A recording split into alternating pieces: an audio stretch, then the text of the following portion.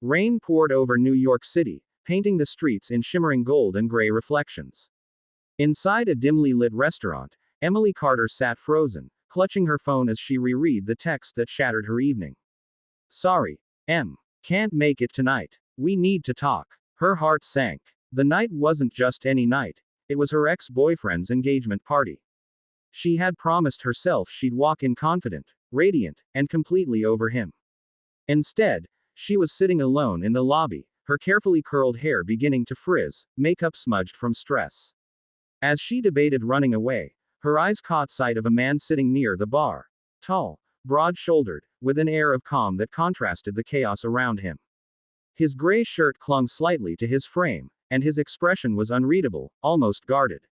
Hi, she blurted. This is going to sound insane, but, could you pretend to be my date for tonight? The man blinked, clearly taken aback.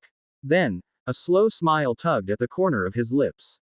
That's new, he said, voice low and steady. You don't even know my name. I don't need to, Emily said quickly. I just need a +1 who can act confident and make my ex jealous. Please. It's complicated. He studied her for a moment, then nodded. All right, he said simply, standing up. Name's Ethan. Let's go make someone jealous.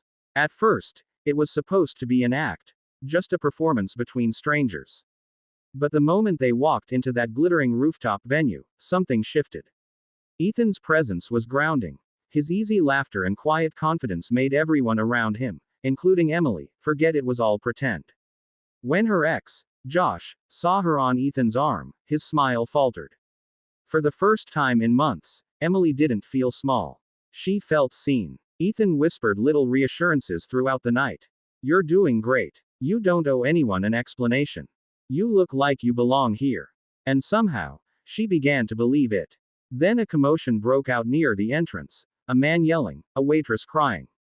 Emily turned, startled, but Ethan moved instantly. Before anyone understood what was happening, he had stepped forward, voice firm but calm. Within seconds, the shouting stopped. The man dropped his drink, muttered an apology, and left.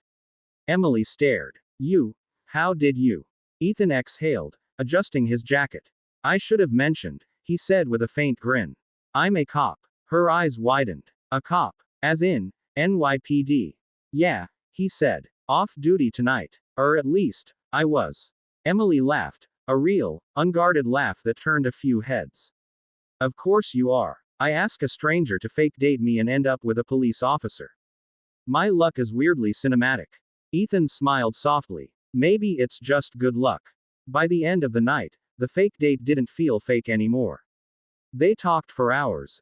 About broken promises, difficult choices, and what it means to start over. Ethan wasn't just rescuing her from embarrassment, he was helping her see her own worth again. As the crowd thinned and the lights dimmed, Ethan turned to her. You didn't need me to make your ex jealous. You just needed to remember who you were before him. She looked at him, eyes glistening. And who am I? Ethan smiled. Someone who still believes in showing up, even when it hurts. A week later, Emily found herself at the same cafe where they'd first met. She didn't expect to see him again. But when the door opened and Ethan walked in, holding 2 coffees and that same calm smile, she felt her heart flutter for reasons that had nothing to do with pretense.